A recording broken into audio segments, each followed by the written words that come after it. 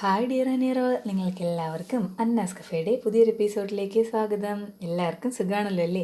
ഞാൻ നിങ്ങളെ പരിചയപ്പെടുത്താൻ പോകുന്നത് ഒരു മസാല മക്രോണിയാണ്. അപ്പം വീഡിയോയിലോട്ട് കിടക്കുന്നതിന് മുമ്പ് എൻ്റെ ചാനൽ സബ്സ്ക്രൈബ് ചെയ്യാത്ത ഏതെങ്കിലും കൂട്ടുകാരത് കാണുന്നുണ്ടെങ്കിൽ ഒന്ന് സബ്സ്ക്രൈബ് ചെയ്തേക്കണേ. പിന്നെ നിങ്ങൾക്ക് ഈ വീഡിയോ ഇഷ്ടപ്പെടുവാണെങ്കിൽ ലൈക്ക് ചെയ്യണം. നിങ്ങളുടെ ഫ്രണ്ട്സ് ഇത് കാണണമെന്ന് ആഗ്രഹിക്കുന്നുണ്ടെങ്കിൽ ഒന്ന് ഷെയറും ചെയ്തേക്കണം. അപ്പം ഞാനിവിടെ ഇത് ഉണ്ടാക്കാനായിട്ട് എടുത്തേക്കുന്നത് ഒരു 200 ഗ്രാം അളവിന് മക്രോണിയാണ്. അപ്പോൾ നമുക്ക് എങ്ങനെയാണ് ഉണ്ടാക്കുന്നതെന്ന് നോക്കാം. അപ്പോൾ 200 ഗ്രാം അളവിന് മക്രോണി വേവിച്ചെടുക്കാനായിട്ട് നമുക്ക് ആവശ്യമുള്ള വെള്ളം എന്ന് പറയുന്നത് 2.5 ലിറ്റർ വെള്ളമാണ്. അപ്പോൾ ഞാൻ 2.5 ലിറ്റർ വെള്ളം തിളപ്പിക്കാനായിട്ട് വെച്ചിട്ടുണ്ട്. ഇത് ചെറുതായിട്ടൊന്ന് തിളച്ച് തുടങ്ങുന്ന സമയത്ത് നമ്മൾ കുറച്ച് ഓയിൽ ഇതിനകത്ത് ഒഴിച്ചു കൊടുക്കണം. ഒരു 1 ടേബിൾ സ്പൂണോ 2 ടേബിൾ സ്പൂണോ ഓയിൽ ഒഴിച്ചു കൊടുക്കാം. അതിൻ്റെ കൂടെ തന്നെ ആവശ്യത്തിന് ഉപ്പ് കൂടെ ചേർത്ത് കൊടുക്കാം. ഞാനിവിടെ ഒരു 1/2 ടേബിൾ സ്പൂൺ ഉപ്പ് കൂടെ ചേർത്ത് കൊടുക്കുവാണ്.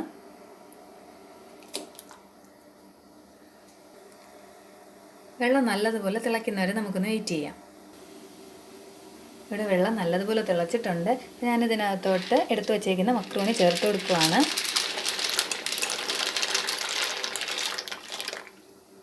ഈ മക്രോണിയുടെ വേവെന്ന് പറയുന്നത് നമ്മൾ എടുക്കുന്ന ബ്രാൻഡിനനുസരിച്ചായിരിക്കും.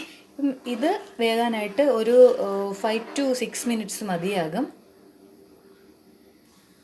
നമ്മൾ മേടിക്കുന്ന പാക്കറ്റിൻ്റെ പുറത്ത് അതിനകത്ത് എഴുതിയിട്ടുണ്ടായിരിക്കും എത്ര അളവിൽ വേവിക്കണമെന്നുള്ളത്.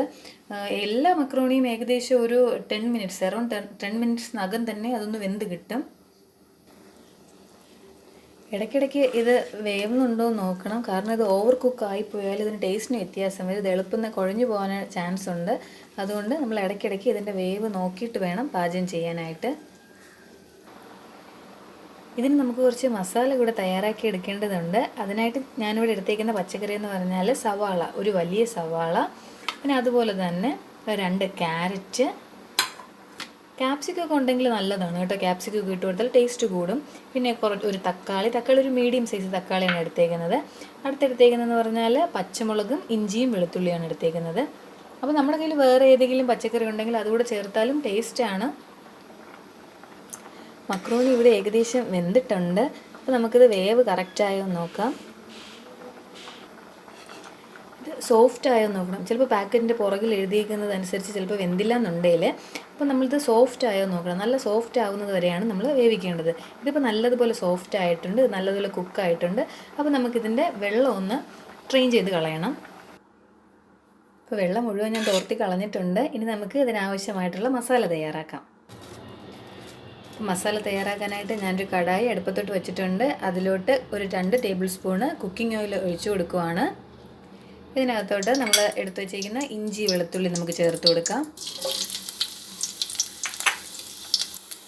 അതിൻ്റെ പച്ചമണം മാറുമ്പോഴത്തേക്ക് എടുത്തു വച്ചിരിക്കുന്ന പച്ചമുളക് കൂടെ ചേർത്ത് കൊടുക്കാം. ഞാനിവിടെ ഒരു 2 പച്ചമുളക്, ചെറിയ 2 പച്ചമുളകാണ് ചേർക്കുന്നത്. ഇതിൻ്റെ കൂടെ തന്നെ കുറച്ച് കറിവേപ്പിലയും കൂടെ ചേർത്ത് കൊടുക്കുന്നുണ്ട്. ഇത്രയും ആയിക്കഴിഞ്ഞാൽ അടുത്ത് ചേർക്കേണ്ടത് സവാളയാണ്.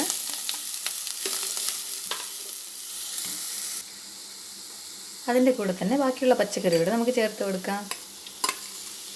ക്യാരറ്റ്, അടുത്തെടുത്ത് വെച്ചേക്കുന്നത് തക്കാളിയാണ്. തക്കാളിയും കൂടെ ചേർത്ത് കൊടുത്ത് നല്ലതുപോലെ നമുക്കൊന്ന് ഇളക്കിയെടുക്കാം. എന്നിട്ട് അതിന് ആവശ്യത്തിനുള്ള ഉപ്പ് കൂടെ ചേർത്ത് കൊടുക്കാം. ഉപ്പ് ചേർത്ത് കൊടുക്കുമ്പോൾ ശ്രദ്ധിക്കാനുള്ളത് ഈ പച്ചക്കറിക്ക് ആവശ്യമായിട്ടുള്ള ഉപ്പ് മാത്രം ചേർത്ത് കൊടുത്താൽ മതി. കാരണം മക്രോണി നമ്മൾ വേവിച്ചപ്പോൾ അതിന് ആവശ്യത്തിനുള്ള ഉപ്പ് നമ്മൾ അതിൽ ചേർത്തിട്ടുണ്ട്. പച്ചക്കറിയെല്ലാം ഇപ്പോൾ ഒരു പകുതി വേവായിട്ടുണ്ട്. ഞാൻ അടുത്ത് ചേർത്ത് കൊടുക്കാൻ പോകുന്നത് ഒരു 1 ടേബിൾ സ്പൂൺ അളവിന് ടൊമാറ്റോ സോസാണ്. അപ്പോൾ നിങ്ങളുടെ കയ്യിൽ ചില്ലി സോസ് ഉണ്ടെങ്കിൽ ചില്ലി സോസും കൂടെ നമുക്ക് വേണമെങ്കിൽ ചേർത്ത് കൊടുക്കാം. അത് ചേർത്ത് കൊടുക്കുന്നതും ടേസ്റ്റ് കൂടും അത് ചേർത്ത് കൊടുക്കുന്നതുകൊണ്ട്.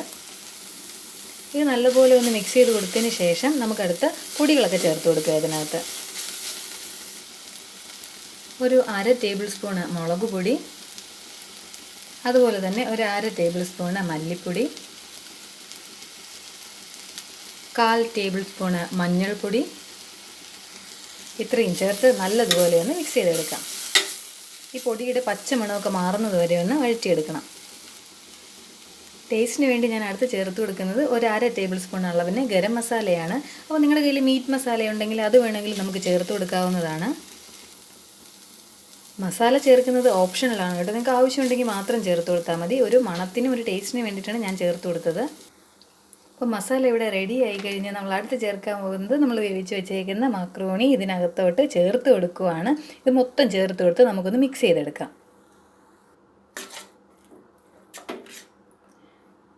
അപ്പോൾ നമ്മുടെ സ്വാദിഷ്ടമായ മസാല മക്രോണി ഇവിടെ റെഡി ആയിക്കഴിഞ്ഞ്. അപ്പോൾ ഇതെല്ലാവരും ഒന്ന് ട്രൈ ചെയ്ത് നോക്കണം. നിങ്ങൾക്ക് എല്ലാവർക്കും ഇത് ഇഷ്ടപ്പെടും. ഇനി അടുത്തൊരു വീഡിയോയുമായി കാണുന്നത് വരെ സ്റ്റേ സേഫ്.